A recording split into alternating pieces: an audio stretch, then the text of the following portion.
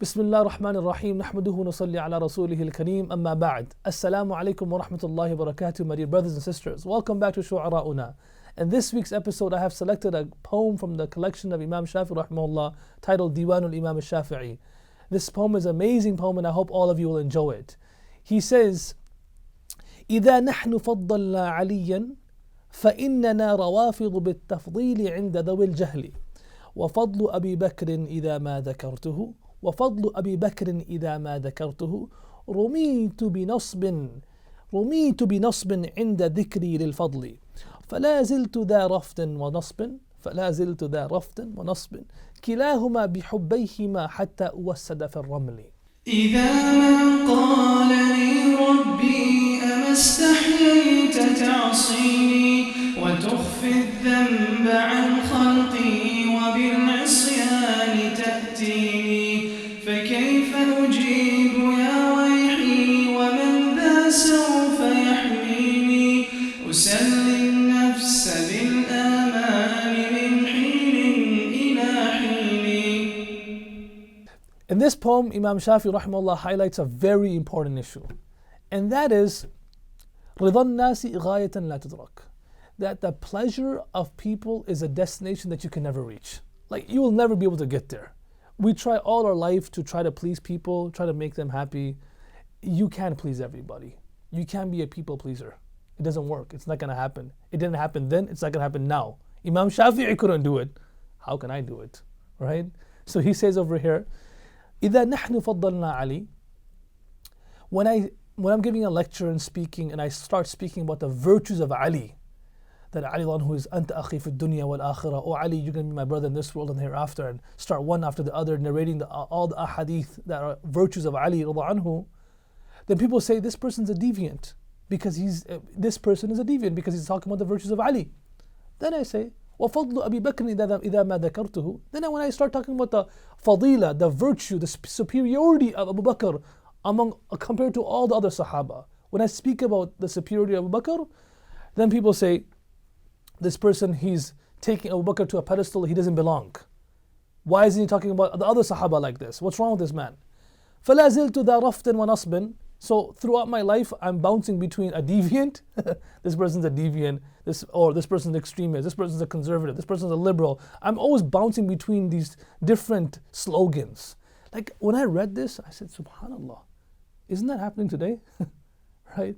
Sometimes you speak, sometimes you're too liberal for the conservatives, and sometimes you're too conservative for the liberals, and you're in the middle bouncing around. And I read this poem and said, Subhanallah, this is for me, this is for us. He says, I'm always staying in this state. He's talking to us. We're always going to stay in this state. He says, حَتَّى أُوَسَّدَ فِي الرَّمْلِ, until we are buried in our grave. So what should we do? How should we do things? The Prophet ﷺ, he says, مَنْ أَرْضَ النَّاسِ بِسَخَطِ اللَّهِ سَخَطَ اللَّهُ عَلَيْهِ وَأَسْخَطَ عَلَيْهِ النَّاسِ. Our destination should be the pleasure of Allah. The Prophet ﷺ said that the person who tries to please people by making Allah angry, Allah gets angry at him, and also Allah puts the anger in the hearts of people for him too. So he thinks he won the pleasure of people, but really he didn't. Because love is divine from Allah. لو أنفقت ما في الأرض جميعا ما ألفت بين قلوبهم ولكن الله ألف بينهم. The Prophet ﷺ is being told by Allah that, O Muhammad sallallahu alayhi wasallam, if you spend the entire world and whatever it contains to win one person's heart and make that one person love you, you can't do it unless Allah puts the love in that person's heart for you. So here we are trying to make people love us by making sure we post the right thing, the right words, so that we don't, hurt anyone's feelings, which is good, right? But sometimes we start compromising in our deen, shaving this off, shaving that off, until لا يبقى من الإسلام إلا رسمه. Like, until there's nothing left of Islam except for its rituals or its name. And this is what we're doing now. So the Prophet ﷺ is saying, no, if you try to do that, Allah will not put the love for you in the hearts of people. وَمَنْ أَرْضَ اللَّهَ بِسَخَطِ النَّاسِ. And the one who continues to do work with the purpose of making Allah happy, despite the fact that people might start saying wrong things or criticizing him, and apparently might not like him. You're making Allah happy, but you're getting dislikes from people. رَضِيَ اللَّهُ عَلَيْهِ وَأَرْضَى عَلَيْهِ النَّاسِ. Allah will become happy with him, and eventually Allah will make people like him as well. right? Allah maybe the Prophet ﷺ was not a popular figure early on in his prophethood. People didn't love him and jump towards him. Early on, it was a slave Bilal anhu, a child Ali bin Abi Talib anhu. People that ma naraka illa taba'aka al-adhalun. People used to say, why do we see the low people of our community following you?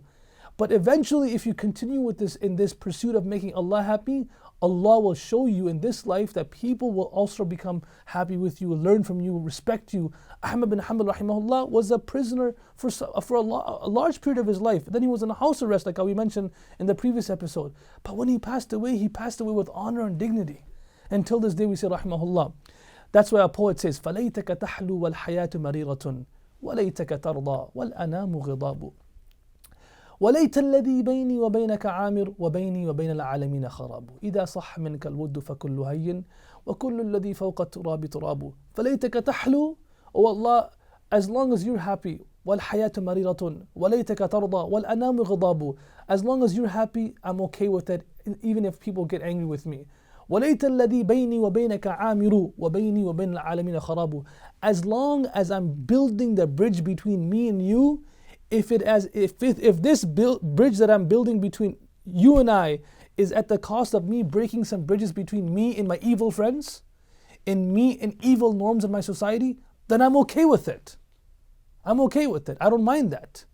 This is the theme of our life. This should be our This should be our focus of our life, the pinnacle of our life, that we try to make Allah happy, keep His pleasure in front of us, despite what people say about us. In another poem that is attributed to Imam Shafi rahimahullah, some historians say that it's not the poem of Imam Shafi rahimahullah, but majority of the opinion is that this poem does belong to Imam Shafi rahimahullah, and it is his words. He begins by saying, ضحكت فقالوا ألا تحتشم. I laughed and people said, don't you have any shame? بكيت فقالوا ألا تبتسم. I cried. Sometimes you cry in the public, you're making dua, and they say, doesn't this guy ever smile? Don't you ever have a good time? بسمت فقالوا يرائي بها. Then finally one day I was smiling, walking around, and they said, this guy's showing off. عبست فقالوا بدا ما كتم. And one rainy day I frowned. I just had a bad day that day. And they said, look, finally he's exposing what's inside. He had all these problems all his life, and now today he's showing his problems. صمت فقالوا كليل اللسان. I stayed quiet, and they said the reason why he's quiet is because he can't speak. He doesn't want to give a talk. Maybe he's a good writer or a good poet, but he can't speak. نطقت فقالوا كثير الكلم. And the moment I started speaking, they said, this guy talks so much. This guy talks so much. He's always saying something. You see the theme of this poem? حلمت فقالوا سنيع الجبال. He said, I was tolerant. Someone did something to me. Someone said something nasty to me. Someone had a nasty gesture to me, and I said, I didn't do anything. I was tolerant. I didn't respond at all. And they said, this person is weak.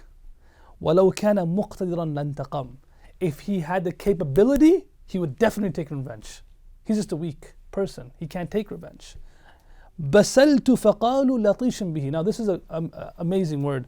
Basala means to respond, to say something. So sometimes, when someone keeps nagging you, so it's okay. idfa' billati hi ahsan. You can respond with something that's better. So sometimes you do respond to a critic. You reply to a letter or something like that. So when I did finally do that, they said latishan bihi. So what is latish? This word is from tasha yatishu. The lam is ta'keed over here. Tasha yatishu means someone who's completely reckless. So in reply to a critic, you should not be reckless. We should still use our brain and intellect properly. Don't be emotional. So this is what they're saying to him. This guy's emotional. He's reckless when he's responding. وَمَا كَانَ مُجْتَرِيًا لَوْ حَكَمْ. And when he responded, he had no wisdom. He was not wise in his response. يَقُولُونَ شَذَّ إِذَا قُلْتُ لَا. Unbelievable. He says, everyone has an opinion about something, and I don't agree with them because I think this opinion is not right. Right? And they say, look, this guy's not a team player. Shadda means shadda anil jamhur. A person who doesn't have the same opinion as the majority of people. Just to have the same opinion as majority doesn't mean unity. Unity and batil is not unity. It's wrong. Even if you're one person on haqq, that's unity. Right? So he's saying this person's not a team player.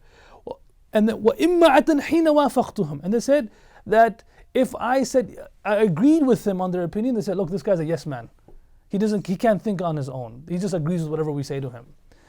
فَأَيْقَنْتُ أَنِّي مَهْمَا أَرَدْتُ رِضَى النَّاسِ لَا بُدَّ مِنْ الْأُذَمِ. That after these interactions in my life with different people, I am convinced that every single time I try to please someone or please a group of people, I would always be criticized. So that's why the pursuit of the pleasure of people will lead to criticism anyways. There's no point of doing that. We should always just be in the pursuit of pleasing Allah subhanahu wa ta'ala. Like the story of the father, the son, and the donkey. They get to the first village, the father's riding the donkey, and the son is walking next to the donkey. The people say, look at this father, he doesn't have shame. He should let his son ride the donkey. He can walk, and let the son, get out of the sun and be in the shade and ride the donkey. So he said, okay, no problem. He felt this pressure from the people, and because the pressure from the people, he changed his way. Now, how many times has this happened with us? We were some way 5 years ago, and our opinions, our clothing, everything starts shifting and changing. Our views, our opinions, the spectrum gets wider and broader. This happens a lot. So this is what's happening to this person. He changes. Okay, khalas, that makes sense. Let me make my son ride the donkey and I'll walk. So they get to the second village. The son is riding the donkey and the father's walking. When they get there, the people say, look at this kid. He doesn't have any respect for his old father. The old man is walking and the son is riding the donkey, and they criticize that gesture. So they say, you know what, that's true, that makes sense too. It usually does make sense. Even critics make sense sometimes. Even haters make sense sometimes, right? They make sense of something. So here he is. They say, you know what we should do now? Both of us should ride the donkey. So by the time they get to the third village, they change again. How many times do you have to change for the pleasure of people? We're going to be doing this all our life, like Imam Shafi said, حَتَّى أُوَسَّدَ فِي الرَّمْلِ, until we get to our grave. So now they're both on the donkey, get to the third village, and they say, look at these people.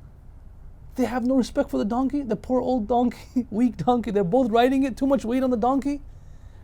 And they say, well, that makes sense too. So now by the fourth village, both of them are walking, and the donkey is walking all alone with no one riding the donkey. And by the time they get to the fourth village, the people of the village say, these people have a ni'mah of Allah. They have a donkey, but they're walking. Look how they're such big fools. So this is the end result. رِضَى النَّاسِ غَايَةً لَا تُدْرَكْ. The pleasure of people is a destination that we can never reach. So what should we do? وَتَخْشَى النَّاسِ وَاللَّهُ حَقُّ أَن تَخْشَى. We should try to get to the pleasure of Allah, because to please Allah, it's easy. Allah says in Hadith al-Qudsi, you walk towards me, I run towards you.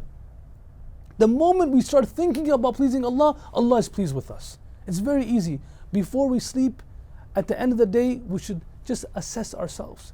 And after, we post something on Facebook. I say this all the time on Facebook or Instagram. We're looking at how many likes we have, shares we have. Wallahi al-azim, the only like that matters in our life is after we die, Allah likes our life.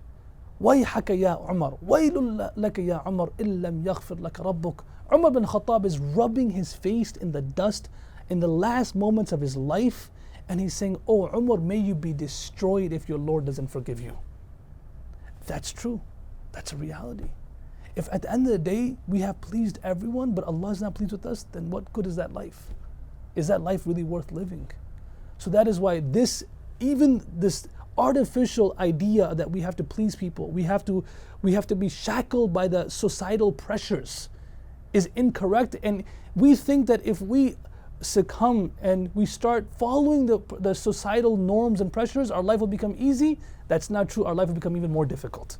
So it's just easier to just follow the deen of Allah, to make Allah happy, to please Allah, because Allah loves us way more than our mother does. So to make Him happy should be very easy. A child to make his mother happy, how easy is it? It's not that difficult. It's definitely easier than a husband with his wife, or wife with the husband. That one's very difficult, challenging. But a child, khalas, it's easy. Starts crying, mom, and forgive me, and the mother forgives her.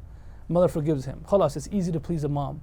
So that is why we should start our journey towards the pleasure of Allah and forget and put blinders on to what critics and haters have to say about us. Whether they're pleased with us or not, we keep on moving. Yes, we should not move at a pace where we ignore them, we don't care about people, but we should not change what the deen of Allah has for us, what the Prophet ﷺ has written for us and said for us, just because of societal pressures. Allah make us among those who continue to please Allah subhanahu wa ta'ala, and by the time we get to our grave, we have achieved the greatest goal of our life, which is the pleasure of Allah subhanahu wa ta'ala.